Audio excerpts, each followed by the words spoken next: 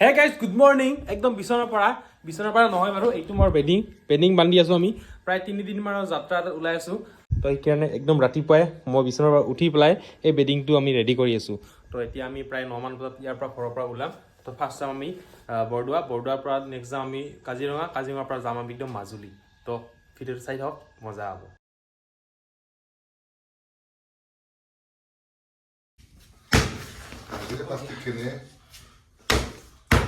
Hey guys, আমাৰ যাত্ৰা আৰম্ভ হৈ গ'ল প্ৰায় দীঘলীয়া এটা যাত্ৰাৰ বাবে আমি ওলালো ধুনীয়াকৈ চবে ৰেডি হ'লো তো গাইজ আমি চবে ৰেডি হৈছোঁ সেইপিনে পিনে ড্ৰাইভ কৰিছে বৰ্তমান আৰু পিতাই আমনি লাগিলে মই বাৰু ড্ৰাইভ কৰিম আৰু পিনে মা খুৰীমাহঁত চব ৰেডি দাদাহঁত ৰেডি আমি এতিয়া ধুনীয়াকৈ গৈ আছোঁ আৰু এই জাৰ্ণিটো ধুনীয়াকৈ গৈ পেলাই আপোনালোক দেখুৱাম গমেই পাইছে আপোনালোকে ক'ত যাম আমি ফাৰ্ষ্ট যাম বৰদোৱা তাৰপিছত যাম আমি কাজিৰঙা ওৱান ষ্টে কৰিম বৰদোৱাত এদিন থাকিম তাৰপিছত যাম আমি লখিমপুৰ হৈ পেলাই আপুনি যামগৈ এই মাজুলী যাম মাজুলীৰ পৰা এনেকৈ গৈ পেলাই এনেকৈ ধুনীয়াকৈ আমি ঘূৰি আহিম এই জাৰ্ণিটো ধুনীয়াকৈ আপোনালোকক দেখুৱাই আছোঁ তো ভিডিঅ'টো একেলগে চাওক আমলখিক চিন্তিয়ে যাত্ৰা আৰম্ভ তো গাইজ এনেকৈ গাড়ীত গৰু লৈ গৈ থকা দেখিলে এটা বস্তু মনত পৰে লাল দুপাট্টা যিটো চং আছিল আপোনালোকে মনত আছেনে সেই গানটো লৈ মনত পৰে প্যাৰি সমাজ গৈ তো গাইজ ইপিনে গণেশ মন্দিৰ আমি আহি পালোঁ হাজোৱা গণেশ মন্দিৰ ইয়াতে সেৱা এটা লৈ পেলাই আমি যাওঁ তো গাইজ ফাৰ্ষ্ট টাইম আমাৰ গাড়ীখনৰ পেট পূজা কৰি লওঁ পেট্ৰল অকণ ভৰাই লওঁ আমি গুৱাহাটী যোৰাবাট পালোঁ এতিয়া মেঘালয়ত অকণমান তেলটোৰ দাম যিহেতু কম ইয়াতে অকণমান ধুনীয়াকৈ সোমাই লওঁ তেলটো ফুল কৰি লওঁ তো গাইজ ইয়াতে তিহেৰু তেলৰ দামটো অকণমান কম তো ধুনীয়াকৈ তেলটো অকণমান ভৰাই লওঁ ইয়াতে 94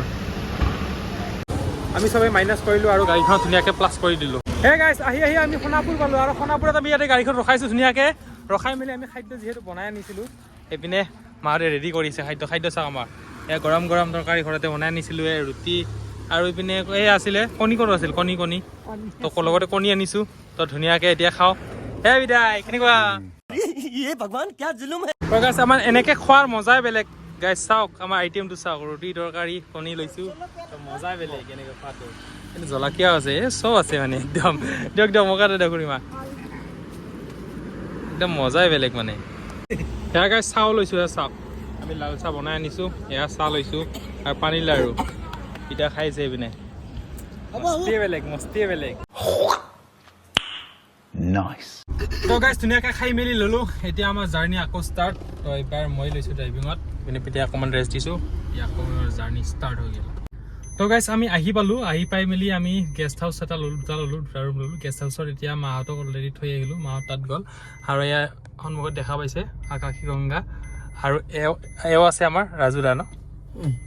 আৰু ৰাজু গোস্বামীদা এখেতে মোক খুব বেছি সহায় কৰিছে এখেতক কণ্টেক্ট কৰিছিলোঁ আগতে আহি পেলাই তো এখেতে আমাক এতিয়া গেষ্ট হাউচটো ধুনীয়াকৈ লৈ গৈছে আমি গাড়ীখন লৈ গেষ্ট হাউচলৈকে লৈ যাম তো থকা মেলা ব্যৱস্থা কেনেকুৱা আছে ক'ত কেনেকুৱা সুবিধাখিনি আছে আপোনালোকক সকলোখিনি ডিটেইলছ মই জনাম আৰু এখেতে মোক বহুত বেছি সহায় কৰিছে তো এতিয়া ধুনীয়াকৈ তাত লৈ গৈ পেলাই আমাক দেখুৱাই আছোঁ ধুনীয়াকৈ পৰিৱেশবিলাক তো গাইজ আমি আহি পাওঁতে প্ৰায় 4 বাজিল এতিয়া 4:30 বাজিল আৰু এয়া দেখা পাইছে আকাশী গংগা ইয়াৰ কিনাৰতে এয়া আছে গেষ্ট হাউচ থকা লোৱা ব্যৱস্থা কেনেকুৱা ইয়াতে খোৱা লোৱা ব্যৱস্থা কেনেকুৱা সকলোখিনি আপোনালোক ধুনীয়াকৈ বুজাই দিম বা সকলোখিনি ধুনীয়াকৈ আপোনালোক দেখুৱাম এয়া আপোনাৰ গেষ্ট হাউচ ধুনীয়াকৈ আপোনালোক মোক গেষ্ট হাউচৰ পৰিৱেশটো দেখুৱাওঁ এয়া হৈছে গেষ্ট হাউচৰ পৰিৱেশ কি সুন্দৰ এটা পৰিৱেশ সিপিনে মাহঁতৰ ৰুমটো সিপিনে মাহঁতে তাত আছে আৰু এইটো ৰুমত আমি আছোঁ আৰু ধুনীয়াকৈ গেষ্ট হাউচটো বঢ়িয়া কি ভিতৰত কেনেকুৱা কি পৰিৱেশ দেখুৱাই আছোঁ আপোনালোকক এতিয়া এয়া পৰিৱেশ পিনে চব ৰেডি হৈছে পিনে দুখন বেড আছে এয়া পিতাই বহি আছে আৰু ইপিনে এইটো কিটচেন স্মল কিটচেন এটা আছে ইপিনে ৰানিং ৱাটাৰ চব আপোনালোকে ইচ্ছা কৰিলে ইয়াতে বনাই খাব পাৰে ষ্টভ যদি লৈ আহে সৰু চিলিণ্ডাৰ যদি লৈ আহে আৰু ইপিনে এইটো হৈছে বাথৰুম সেয়া বাথৰুমৰ সুবিধা তো গোটেইখিনি বৰ ধুনীয়া এটা সুবিধা আছে আৰু বেছি প্ৰাইচ নহয় ধুনীয়া এটা এমাউণ্ট 300 মানে 600 টকাত এই দুটা ৰুম আমি ধুনীয়াকৈ পাই গ'লোঁ সেইপিনে গেষ্ট হাউচ মাহঁতে আছে আৰু ইয়াতে আমি মাহঁতে গা ধুব সোমাইছে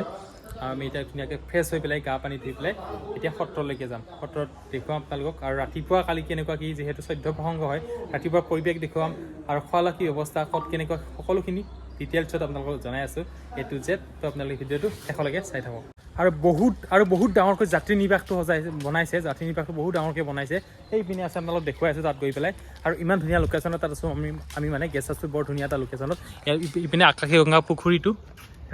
পুখুৰী যি ৰহস্য সেই আপোনালোকক মই জনাই আছোঁ আৰু এইটো হৈছে আমাৰ গেষ্ট হাউচটো তো ধুনীয়া এটা লোকেশ্যনত গেষ্ট হাউচটো এতিয়া বেডিং বটৰবিলাক ইয়াৰ পৰা লৈ গৈ আছোঁ ইয়াতে আৰু কেইটামান বেডিং বটৰ আছে সেইখিনি লৈ যাওঁ তাৰ গাইছ ধুতি পিন্ধি আছোঁ ধুতি এইপিনে পিতাই ধুতি পিন্ধি দি আছে ধুতি পিন্ধিব লাগিব নহ'লে ভিতৰত সোমাব নিদিয়ে আমাৰ কীৰ্তনৰ বৰপেটা কীৰ্তনৰ দৰে নিয়ম ইয়াতেও তো গাইছ এতিয়া আমি ধুনীয়াকৈ গা পানী ধুই পেলাই এনেকৈ ধুনীয়াকৈ ট্ৰেডিশ্যনেল ড্ৰেছ পিন্ধি সকলোৱে ৰেডি হৈছোঁ ইপিনে মাহঁতে ৰেডি আমিও ৰেডি তো এতিয়া আমি সত্ৰৰ ভিতৰলৈ যাওঁ আপোনালোক দেখুৱাইছোঁ সেইপিনে আমাৰ মাদাৰ ইণ্ডিয়া আৰু এইপিনে আমি শৰাই ল'লোঁ শৰাই লৈ পেলাই আমি এতিয়া গৈ আছোঁ মন্দিৰলৈকে আৰু এইপিনে চাওক এই পিতাই হাল্লা কৰিছে এই চাচোন চা অহ' অঁ পিঠাই উঠাই আছোঁ এতিয়া লাহে লাহে এন্ধাৰ হ'ল আৰু আমি শৰাই এভাগ আগবঢ়াওঁ ধুনীয়াকৈ আৰু এয়া হৈছে চাওক আপোনালোকে যাত্ৰী নিবাস কিমান ডাঙৰকৈ যাত্ৰী নিবাস বনাইছে থকা লোৱাৰ কোনো ব্যৱস্থাই কোনো চিন্তাই নাই থকা লোৱাৰ কোনো চিন্তাই নাই সেই বহুত দূৰলৈকে আছে যাত্ৰী নিবাস বহুত ডাঙৰকৈ বনাইছে আমি শৰাই আগবঢ়ালোঁ আৰু শৰাই আগবঢ়াওঁতে আমাক কুপন দিলে আৰু কালি ৰাতিপুৱা 11:30 বজাত আমি এয়া প্ৰসাদখিনি লৈ যাব পাৰিম এই কুপনটো দি পেলাই ধুনীয়াকৈ কুপন এটা দিছে এতিয়া আমি সেৱা লওঁ সেৱা লৈ পেলাই আপোনালোক আকৌ আমি দেখুৱাই আছোঁ বাকীখিনি আপোনালোকক ধুনীয়াকৈ চাউণ্ডটো ইয়াত হৈ আছে মানে কাৰেণ্ট নাই কাৰেণ্ট নোহোৱাৰ কাৰণে ইয়াতে হণ্ডা চলাই আছে চাউণ্ড বহুত বেছি হৈ আছে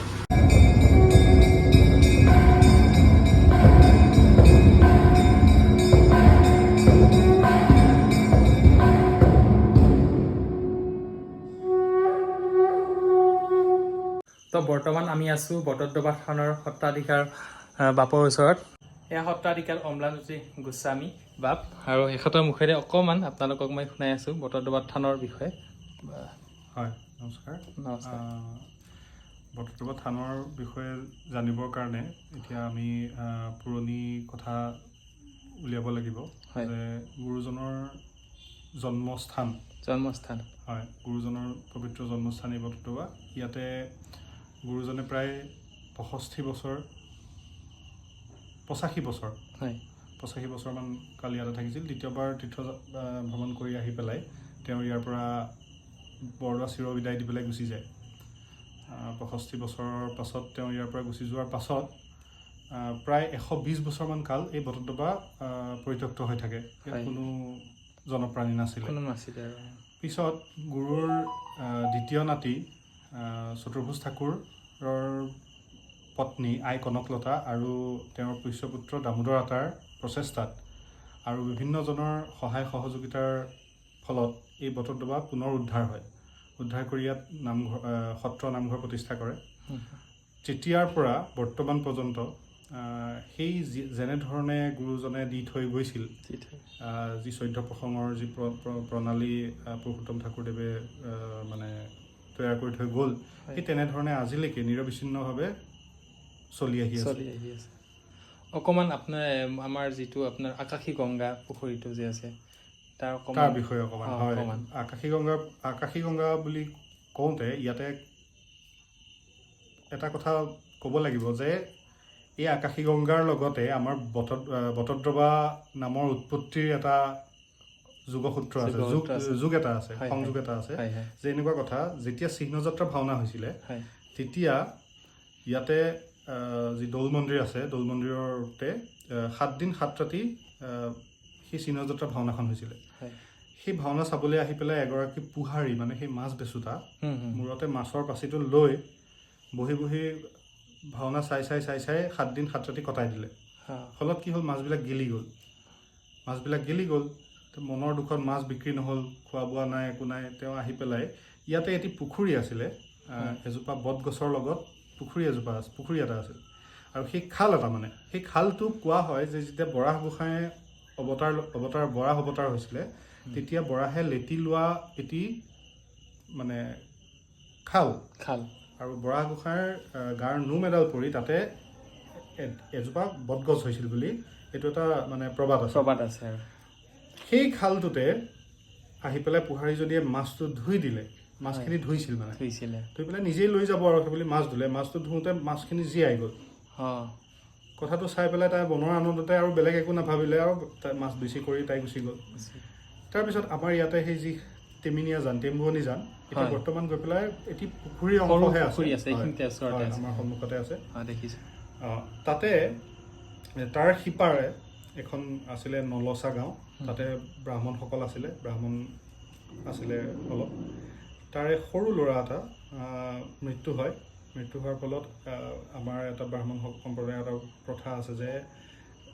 যেতিয়া জাতকৰ্ম নোহোৱালৈকে যদি সৰু ল'ৰাৰ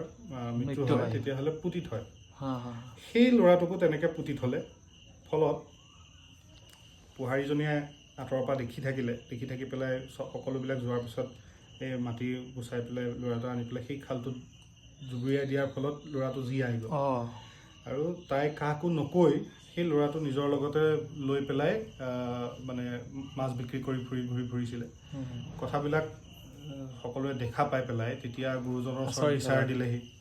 গুৰুজনৰ ওচৰত বিচাৰ দিলে যে ল'ৰাটো মৰিছিলে তাৰপিছত এতিয়া এনেকৈ লৈ ঘূৰি ফুৰিছে এইটো কেনেকৈ হ'ল কি হ'ল বিচাৰ দিলে বিচাৰ দিয়াৰ ফলত গুৰুজনে তাইক মতাই আনিলে আনি পেলাই কথাখিনি সোধোতে গম পালে যে সেই পুখুৰীটোত মানে ল'ৰাটো ধুৱাই দিয়াৰ কাৰণে জি গ'ল ই প্ৰকৃতিৰ নিয়মৰ বিপৰীত এটি কাম তেতিয়া কোনো মানুহেই মৃত্যুবৰণ নকৰিব ফলত কি কৰিব ভাবি গুণি একো নাপাই পেলাই তাকতো পুতি থ'লেও নহ'ব কোনোবাই খান্দি ল'ব আকৌ তেনেধৰণৰ কথা ওলাল তেতিয়া বৰদোৱাত ইয়াত এই জেগাত পানীৰ অভাৱৰ ফলত সকলোৱে গুৰুজনক বিচাৰ দিয়ে কিবা কৰে যে কিবা এটা কৰিব লাগিছিল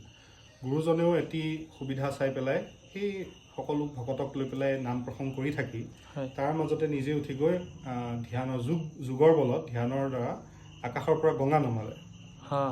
সেই গংগা আহি সেই বটগছজোপাৰ মূৰতে পৰি পেলাই বটগছজোপাত পানীৰ হেঁচা পৰাৰ লগে লগে বটগছজোপা মাটিৰ তললৈ সোমাই গ'ল আৰু সেই খালটো নাইকিয়া হ'ল এই বটগছজোপা মাটিৰ তললৈ সোমাই যোৱাৰ ফলত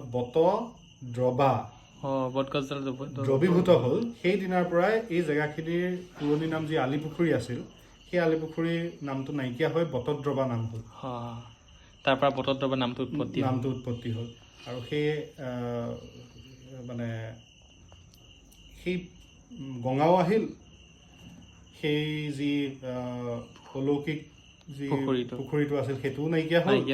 পানীৰ অভাৱো নাইকিয়া হ'ল আৰু বটদ্ৰৱা নামৰ উৎপত্তি হ'ল তেখেতে মানে ধ্যান কৰি পেলাই এইটো পানীটো আকাশৰ পৰা নমোৱা বুলি কয় এইটো এটা জনপ্ৰবাদ আছে তেনেধৰণে বুলি কোৱা হয়